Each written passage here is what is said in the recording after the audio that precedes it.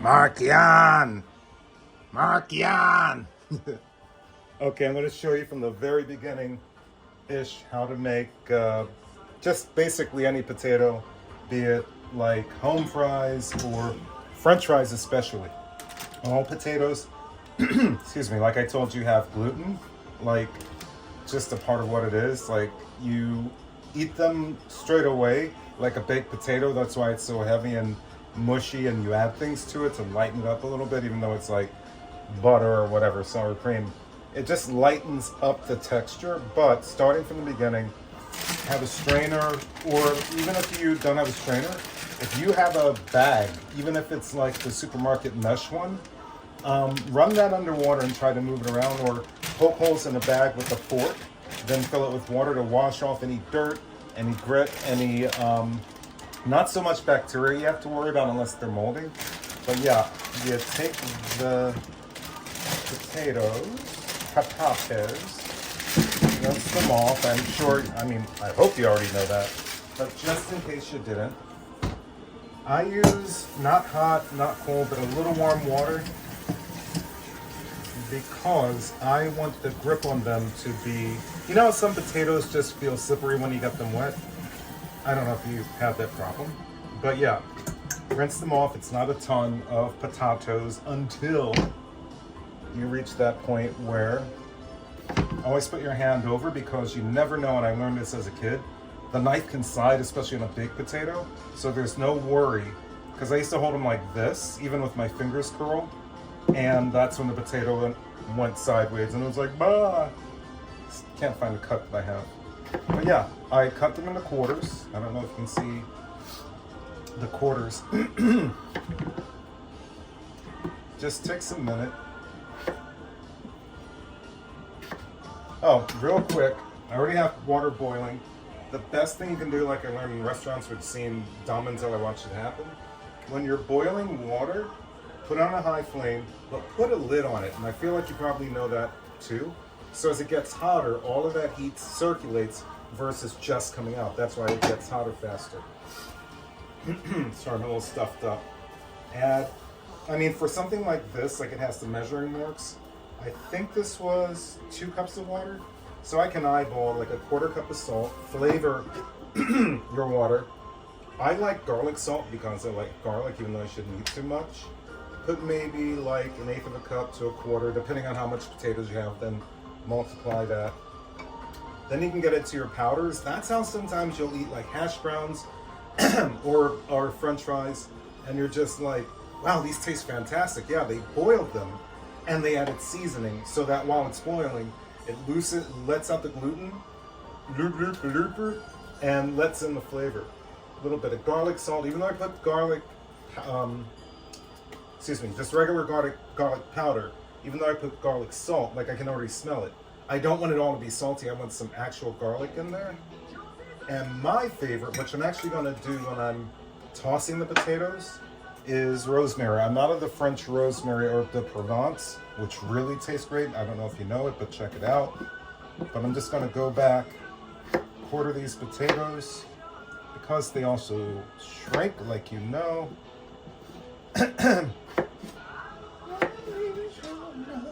Tonight, hi Chris. So now I have 5 left. You see how quick that was? If you don't have baby red or Yukon Gold baby potatoes, and you have like Idaho, the big Idaho potatoes that you make French fries out of, those are a lot harder, and it's better to always break it down to something about that size. So you might have to cut the potato in half, like if it's an Idaho, or russet, then break it down to what I just showed you. That way it roasts without getting hard on the edges and being soft, unless that's what you want. Being soft in the middle. I'm almost done. That one went wonky. That's why I told you to watch the knife. It's a little thick, but it'll do. By the way, these potatoes are pre-scrubbed and pre-washed. So even though they sat like in the bag and they were bagged, that doesn't mean that dirt, because it's potatoes, just like eggs have chicken shit sometimes. you know, things happen in process, so I still wash them when I get home. So, water's pretty much done. I turn it down because I don't want it all to disappear. I, on my back, am grabbing a mixing bowl. Come here. Oh my God. And here's the funny thing. It's not overkill. I am going to have this ready so I can toss the potatoes like I said earlier. Obviously, here's the water. Take these and drop them in. I mean, you don't want to drop them. I'm used to dropping them without getting splashed. And then, yeah, that's still way too big. It's that wonky knife cut. There we go. And then drop these in. The potatoes will cause the water to kind of stop boiling because you're putting obviously cold or room temperature in the hot. And with this, I'd say with this many potatoes, like that's why I showed you the bag, let it hang out and get up to temperature for about 20 or 30 minutes. I like working with gas, it just cooks evenly and faster. The apartment had electric when I moved in, so I'm kind of stuck with it. But if you're cooking on gas, especially if you're in the Hamptons, or I don't know about where Rachel is, you might have gas, it just cooks so much better. So I'm gonna let that rock. I'll come back and show you the preparation if you're making like these rosemary potatoes. Meanwhile, back in Gotham, I'm actually going to move these potatoes to the back burner because I want to sear off a hot roast I've been marinating. I might just leave this running because it'll also cover a base like you were asking about steak and things over the years. So I'm just going to leave it running, and I'm going to go ahead and heat up. That's why I have this upside down because I just realized I'm out of olive oil. But I'll make it work. So cast iron, this is actually a part of like a cast iron Dutch oven. Fleetwood Mac, sorry, it's like playing in the background. Yeah, let this get hot because it retains heat. It's really good for like, if you're doing steak or whatever versus, yeah, you can use a Teflon or Calphalon or whatever. But Calphalon?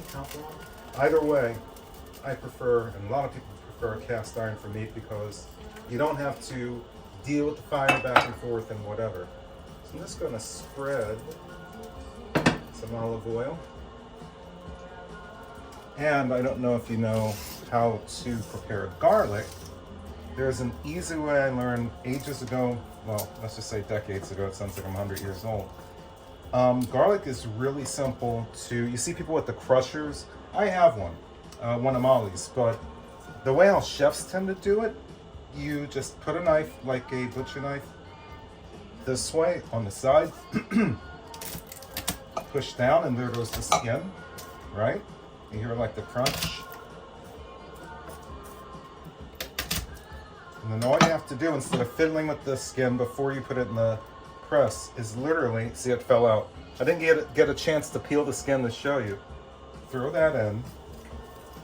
And with herbs, remember, you're only technically, if you're searing something or pan preparing a fish or whatever, to keep from, and I heard this from Chef Ramsay and I never thought of it that way, but I'd known it, to keep from having like a burnt herb taste in your food where, oh yeah, I used thyme or I used whatever, you're only seasoning the oil or the butter. As soon as it's like, you know, beginning to darken or brown, that's when you take out the herb. Because otherwise it's just going to sit there and burn, even if there's fish or meat there. I'm using a half stick of butter, Mr. Butter. So it's about of olive oil, and I would use a half stick anyway. And since, that's what I point out, cast iron retains heat, I'm turning this down to the lowest setting because what you see is, okay, you know, garlic is starting to do its thing, but what is actually happening if you had like a laser thermometer, this is much hotter than it looks. That said, here is, please don't drop it, no, I might drop it. Here is the roast that I'm going to wind up searing off, and then, actually I'm going to use the oven side, and then you just want to sear the outside so that it has that nice, like when you see in restaurants and they serve you pot roast or even like a cut down fillet, they sear both sides and then they put it in either like I was about to do into a heating unit, depending on what it is, at about 400 to really just keep searing but sealing. So that's why I'm searing, oh my God, first. Turn on the oven. I'm going to start it at like 400 degrees. This smells fucking amazing. Now the garlic is still pretty raw, so I'm going to let it rock when I put the roast in. Also, when you're cooking with butter, the moment you begin to see it turn brown, that is the butter burning. So be careful about that, where you get like that dark flavor you didn't want.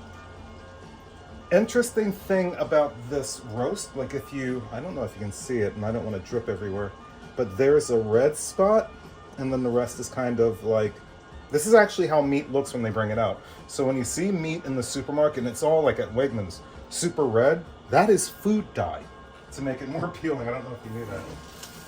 Anyway, I'm gonna bring up the heat now that there's meat in the, what do you call it, cast iron. That way it begins to sear.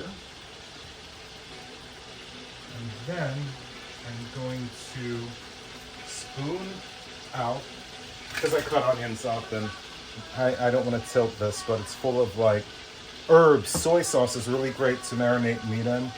Depending on what meat, like pork, you can use brown sugar, beer, cider. That really opens up the fiber of the meat. So yeah, always marinate with veggies. I wish I had like fresh rosemary, not bottled. And then I'm just going to dump these onions in, not for flavor, but to accompany when I start having the roast. I like a little bit of like roasted onion. Deciding if I want to roast, now that I'm saying roasted, I have some peppers in the fridge and I'm like, do I want to drop that in too? But it gets kind of like Italian-y, and I think I'm just going to keep it kind of light and French. Get that on that side. Why is Cher playing? 90s Cher too. Come on. I don't need you, but I want you. My slotted spoon is in the dishwasher, so this is like bobbing for apples. Okay,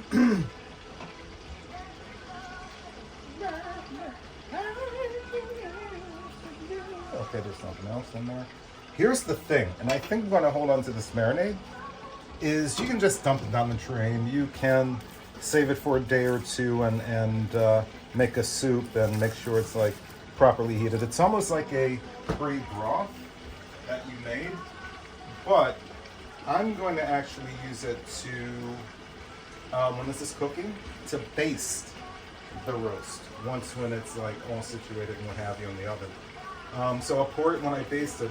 I'll put it in with the marinade that's cold, so that heats up as well. So as anything begins to cook, the bottom is like the hottest, and then it's looking for moisture, or you just wind up with whatever it is you're cooking, like a hot bottom. But if you add marinade or anything like that, broth, it sucks it up, and that's how you get a succulent Chinese meal. But you get a succulent piece of meat or whatever you're making. The patates are going, they're bubbling now. Dinner is really simple to make, as you probably know. Just gonna move them around. You can tell when the potatoes, by the way, are close to done when, where are my Big Toms? When they're not mushy, but they're not hard like when you were cutting them. So I don't know if you can see it brown a little bit on that side. All I'm doing is just searing. I'm gonna bring this up to full heat. Just let that rock. And the funny thing is, since this was marinated, you can always expect for the meat to not bleed out, but to let a lot of liquid out, and that's the marinade. That's why I keep one of these. Not just for basting, like a turkey, but to remove any extra juices I don't want. Yes, I will wind up basting, but I want to sear right now. Boy, those potatoes are like bopping around like lottery balls, you see. Yeah, that's a lot of marinade coming out. Ooh. And I don't know if you can hear it, but it's beginning to really, for lack of a better word, percolate while it's searing. Because before it was boiling. You don't want to boil your meat. That's why I'm taking this out. And for this garlic, like it's just the right temperature. Well, eventually I'll have to remove the garlic, leave the onions. But now that the temperature is coming up, it will, sorry, I'm just washing down the basting juice. This is how lesbians make babies. But, yeah, no, I'm gonna let everything rock until the temperature, now you can hear it searing, really reaches a fever pitch.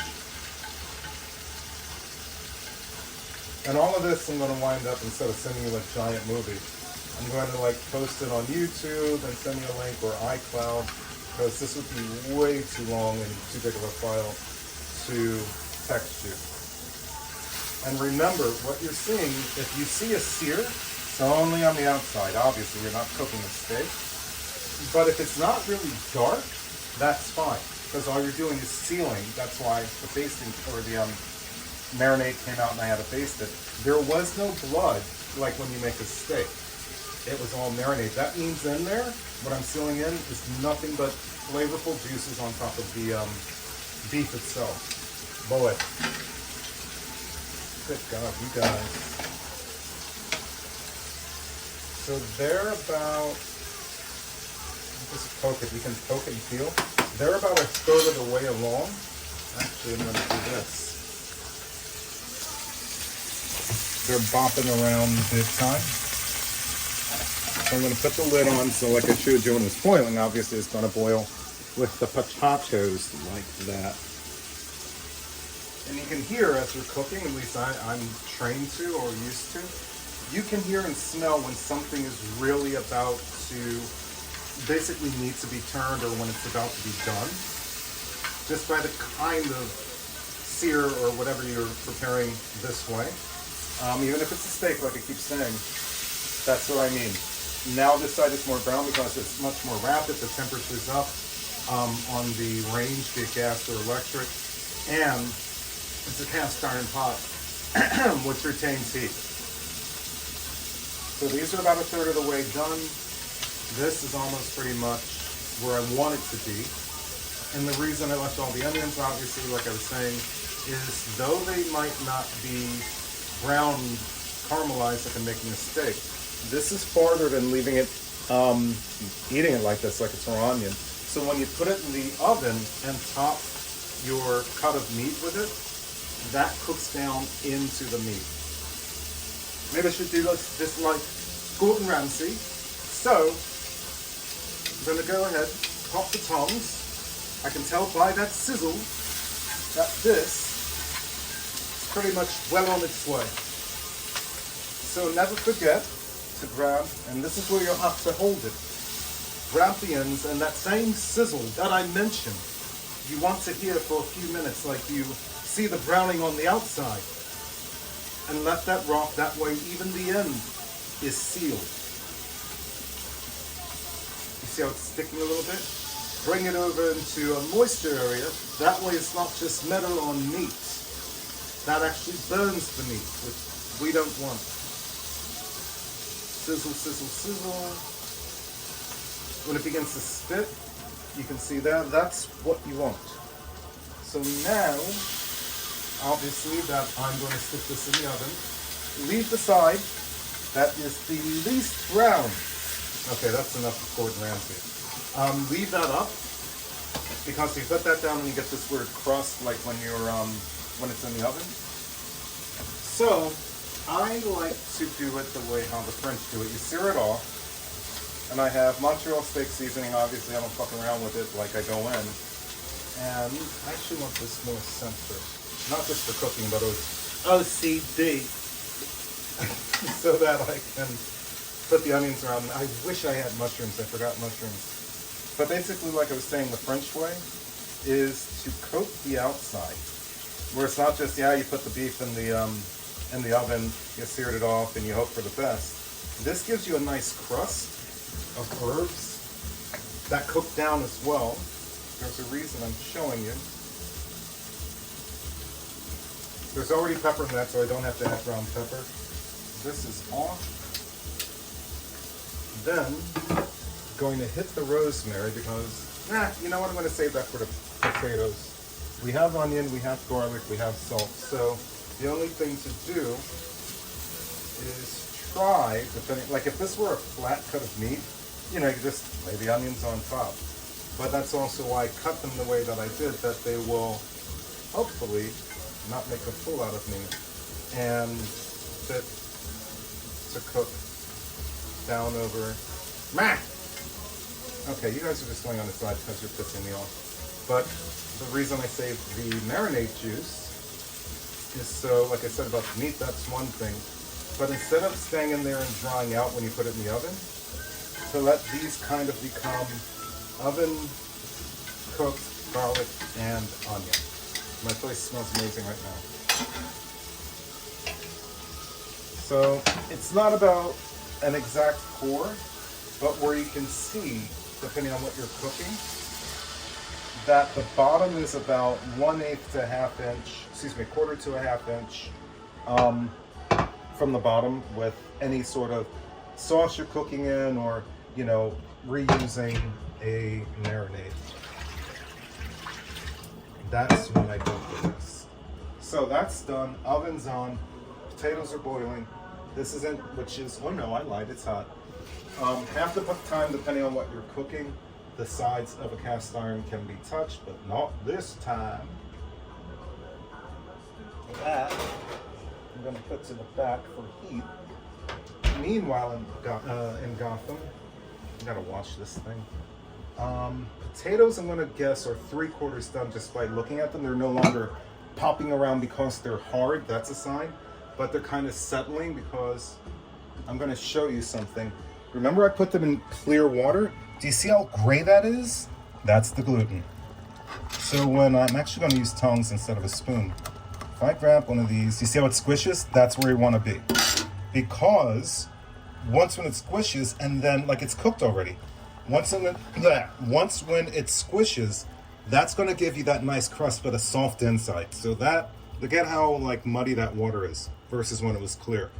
Once when they sank, that's when I'm like, it's ready. And I told you about 20 to 30 minutes. I'm guessing it was 20 minutes. And turn that off. All right, I'm going to hit you up. Actually, I'm going to let this run. You're just going to watch me like basically clean up a little bit so that I can get to draining the tatters. Sinuses. I think it's the dry air that's getting to me. Take out this strainer and it's rinse down all of those little bits of herbs without an H. Put the strainer back. Put this in the dishwasher in a minute. This goes here. Put that back there. Turn it off. Put this in the dishwasher. Put the garlic back. Garlic. No need for knife. This gets washed later. 2 minutes later. Get the bowl ready. Here's the fun part for me. Strainer went back. Pop that out. Don't care what I strain into as long as the water comes out and it's not dirty where it's going, like filled up with dirt. So everything in here we just used, doesn't matter. I can put it in the sink or whatever. So I'm not losing anything. It was just to flavor the insides of the potatoes, right? Oof, that's hot. So you can tell, I'm gonna keep it under light, that it's a different color even once when you boil them. Give it a little shake. I mean, I don't mind a little water. And then, put them in a bowl, right? Again, grab some basics that you have in the kitchen. A little bit of olive oil, which I wish this were full when I went to the supermarket yesterday. Kind of annoyed. Throw that away. Usually I put like 1/8 of a cup of olive oil. Again, everything is not going to taste the same, but there are basic things you put Oh, thriller. Basic things you put in a dish that make them flavorful versus, oh, I need to add more garlic and use a garlic press, and then there's a certain amount there. Just already use something that's I guess for lack of a better word, pre-seasoned or dried, like, for example, the rosemary. Best thing you can do with rosemary or herb de Provence is to kind of heat it up. That's a lot of potato. I don't use too much. When I say heat it up, you take it, you crush it, or rub it. You basically break up, even though it's dried, the little bit, like it's the fresher parts on the inside. It'll still taste good if you don't do this. But yeah, now that I've heated it up, drop that in. I'm just going straight ahead with it tonight because I don't have the supplies that I thought I did. A little bit of onion powder, that way you still have a little bit of zhuzh on it. Very basic. You can go and add, red cracked pepper. This is something that you and I talked about. I could use paprika on this, but then it would taste a little, even though you and I are used to it, you would taste a little bit of bitterness out of the potato when you have it with the beef. Gently stir enough to coat. And you'll see a couple of them break, but those are the good parts. Now doesn't matter if they're off, I mean, you can roast them in the and all the 10 of them have them all facing up. I have a separate cooker that I'm going to cook these low on. I don't want to burn myself, so I'm going to move this over here, move that there, back that up to there. And I'm going to grab the tray for that. I actually want to grab the big tray, put the foil in it. OCD, I like the shiny side up, because I have OCD. You're going to thank me for that. And then, like I was just saying, gently let them do their thing. I hope you can see that. Very simple. Smells great. Give it a little, spread them. Ooh. Oh God, that's tasty. I honestly wish you could taste that. That's really good. And I'm going to use something that won't burn my fingers. Just a spoon and space them out. And because that roast in the oven is going to probably take like an hour to get where I want it to be, I'm going to do these low and slow, because potatoes heat up very easily. Do these low and slow at about 275, 300 until I see them browning, and then you're going to have a really 350 soft inside. Start. Don't preheat. Really soft inside, but like crisp on the outside. Potato. I gotta clean all this up. All right, dude. Let me upload this, and I'll see you then. Well, talk to you in a bit.